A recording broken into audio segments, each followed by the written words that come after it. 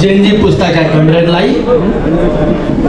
कार्यक्रममा उपस्थित नेपाली कम्युनिस्ट पार्टीका सबै सहयोद्धा कमरेडहरू, आज नेपाली कम्युनिस्ट पार्टीमा जेनजी युवाहरूलाई स्वागत गर्ने कार्यक्रममा उपस्थित सम्पूर्ण कमरेडहरू र जेनजी पुस्ताका युवा भाइ बहिनीहरू, सबभन्दा पहिला म एकचोटि फेरि तपाईहरुलाई बधाई भन्न चाहन्छु।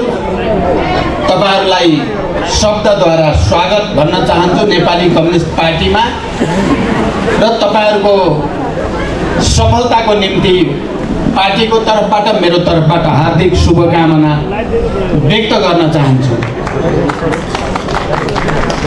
र तपाईहरु सबैलाई फेरि पार्टीको तर्फबाट र मेरो तर्फबाट लाल सलाम पनि भन्न चाहन्छु। अहिले अन्तर्क्रिया कार्यक्रम भर्खरै उद्घोषकले भने जस्तै अहिले भ्याइएन, अर्को पटक हामी अन्तर संवाद कार्यक्रममा फेरि एकचोटि भेट हुने म आशा गर्न चाहन्छु, भरोसा गर्न चाहन्छु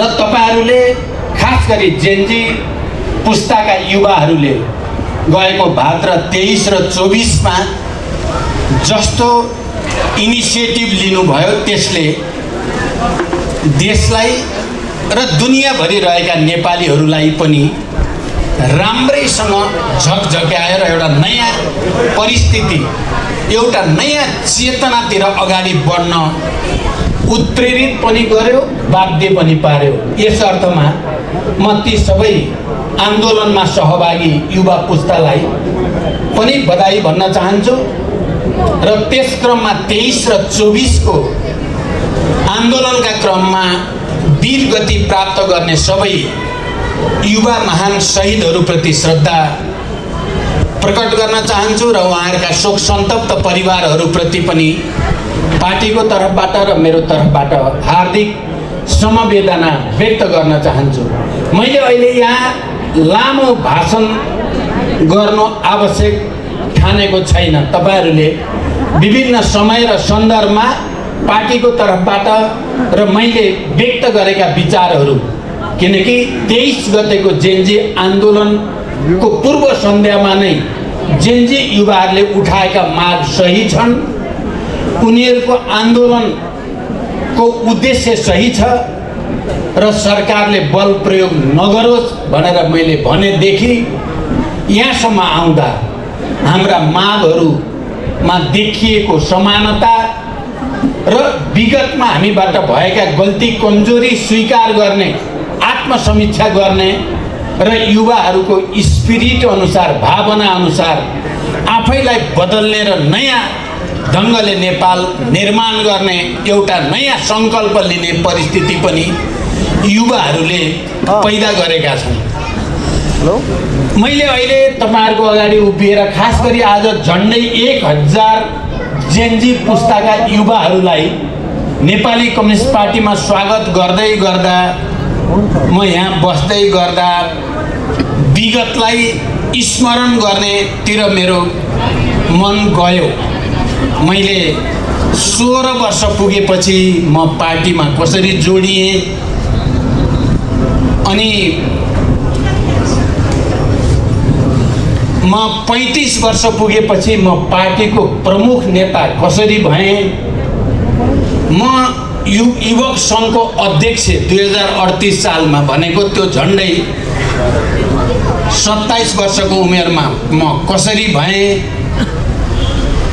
अनि युवाहरूलाई नै लिएर मैले जनयुद्धको तयारी कसरी गरेँ, जनयुद्ध र जनआन्दोलन मिलेर नेपालमा कसरी संविधान सभा र सङ्घीय लोकतान्त्रिक गणतन्त्र आयो, यो देशका महिला, दलित, आदिवासी जनजाति, थारू, मुस्लिम, मधेसी लगायत सबै उत्पीडित वर्ग समुदायले समावेशिता कसरी प्राप्त गरे भन्ने कुरा सम्झिराखेँ र अहिले तपाईँ युवाहरूलाई स्वागत गर्दै गर्दा त्यति बेला हामीले देखेको सपना नेपालबाट सामन्ती उत्पीडनको अन्त्य गर्ने, वैदेशिक हस्तक्षेपको अन्त्य गर्ने र जनताको नेपाल, गणतन्त्र नेपाल, जनगणतन्त्र नेपाल निर्माण गर्ने सपना बोकेर नै ती सबै कामहरू गरिएको थियो।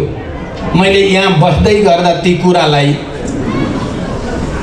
सम्झिराखेँ र तपाईँ युवाहरूलाई देख्दा मैले एउटा अर्को सपना, अब हामी जुन पुस्तामा छौँ र जुन जिम्मेवारीमा छौँ, अब हामीले एउटा अर्को नयाँ सपना देख्नुपर्छ भन्ने मैले महसुस गरिराखेँ। अब तपाईँ युवाहरूलाई उत्तराधिकार निर्माण गर्ने र जिम्मेवारी तपाईँहरूलाई सुम्पिने सङ्कल्प, सपना हामीले देख्नुपर्छ र युवाहरूलाई नयाँ नेपालको नयाँ नेतृत्वका रूपमा हामीले तयार पार्नुपर्छ भन्ने सपना हामीले देख्नुपर्छ भन्ने मैले ठाने र आज तपाईँहरूलाई स्वागत गर्दै गर्दा र देशभरिका युवाहरूको अगाडि उभिएर मैले दुई शब्द राख्दै गर्दा अब हाम्रो सपना तपाईँहरूलाई वैचारिक, राजनैतिक, भावनात्मक, सन्नात्मक हरेक दृष्टिकोणले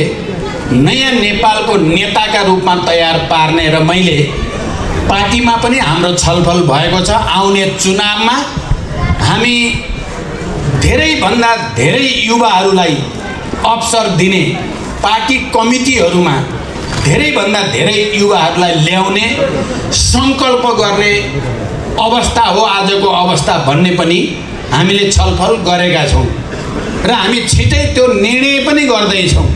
नयाँ पुस्ताका युवाहरूलाई बढीभन्दा बढी जिम्मेवारी सुम्पने, त्यो वातावरण बनाउने हामी पुराना पुस्ताका क्रान्तिकारीहरूको जिम्मेवारी हो भन्ने मैले महसुस गरेको छु र म तपाईँहरूलाई त्यही कुराको प्रतिबद्धता व्यक्त गर्न चाहन्छु। अहिले देश एकातिर जेनजी आन्दोलनले झकझक्याएर सबैलाई आत्मसमीक्षा गर्नुपर्ने, आत्मआलोचना गर्नुपर्ने, आफ्ना कमजोरी सच्याएर नेपाल निर्माणमा अगाडि बढ्ने नयाँ सङ्कल्प लिनुपर्ने ठाउँमा छ भने अर्कोतिर कहीँ न कहीँ देशलाई कमजोर पार्ने, कहीँ न कहीँ नेपाल राष्ट्रको राष्ट्रिय स्वाधीनता, हाम्रो भौगोलिक अखण्डता, नेपाली जनताको सार्वभौम सत्तालाई कमजोर पार्ने खेलहरू पनि चलिरहेकै छन्।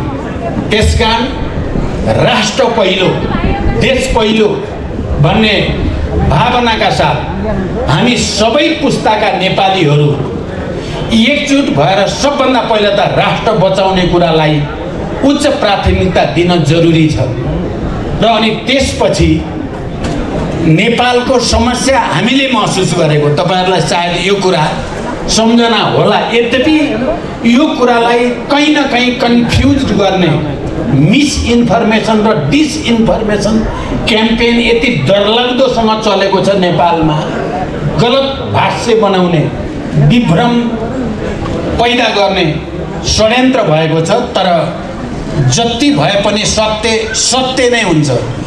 सूर्यलाई हत्केलाले छेकेर सूर्य छेकिँदैन। भ्रष्टाचार अहिले यो देशका निम्ति एउटा दुर्भाग्यको रूपमा, बडो विकराल परिस्थितिका रूपमा भ्रष्टाचारको समस्या देखिएको छ। हामी भ्रष्टाचारका विरुद्ध सरकारमा हुँदा होस् या सडकमा हुँदा हामीले आवाज उठाउने कोसिस गऱ्यौँ, तर हाम्रो आवाज जति व्यापक रूपमा सुनिनु पर्थ्यो सुनिराखेका थिएन। म जेनजी युवाहरूलाई धन्यवाद भन्न चाहन्छु। तपाईँहरूले भ्रष्टाचारका विरुद्ध सुशासनका पक्षमा र स्वतन्त्रताका पक्षमा जसरी 23-24 आवाज उठाइदिनु भयो, हामीले उठाउँदै गरेको भ्रष्टाचार विरोधी अभियानमा हामीले उठाउँदै गरेको सुशासन र सामाजिक न्याय र आर्थिक समृद्धिका पक्षमा तपाईँहरूको आवाजले हामीलाई राम्रै ऊर्जा प्रदान गर्यो। त्यसको लागि तपाईँहरू सबैलाई धन्यवाद भन्न चाहन्छु। हामी र तपाईँहरूका विचार एजेन्डा एक ठाउँमा केन्द्रित भएपछि र शक्ति पनि एक ठाउँमा केन्द्रित भएपछि हामी विजयी हुन्छौँ भन्ने विजयको विश्वास, नेपालीहरूको विजय हुन्छ। नेपाल राष्ट्र स्वाधीन थियो, स्वाधीन रहिराख्छ भन्ने विश्वास, नेपाली जनताको सार्वभौम सत्ताको रक्षा हुन्छ भन्ने विश्वास पैदा भएको छ। म समयको अभावले मैले अहिले लामो धेरै कुरा राखिनँ।